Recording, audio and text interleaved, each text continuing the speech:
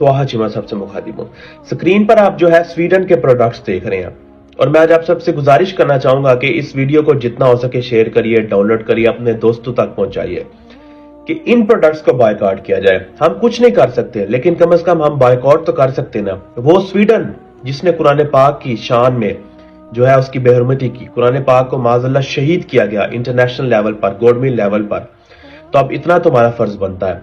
रसूलुल्लाह सल्लल्लाहु अलैहि वसल्लम ने फरमाया था ना कि एक औरत जो बिल्ली को पानी पिलाए वो जन्नत में जाएगी। तो क्या पता ये अमल हमारा अल्लाह को इतना पसंद आ जाए कि हमें भी जन्नत मिल जाए। हम बहुत गुनाहगार लोग हैं। इस प्रोडक्ट्स में एक प्रोडक्ट है स्पॉटिफाई। अक्सर हमारे नौजवानों के पास ये मौजूद होती है ऐप, और इसके ऊपर जो है हमारे नौजवान गाने सुनते हैं। अगर इसको ही डिलीट कर दिया जाए ना तो आप देखिएगा कितना असर पड़ता है स्वीडन की इकोनॉमी पर।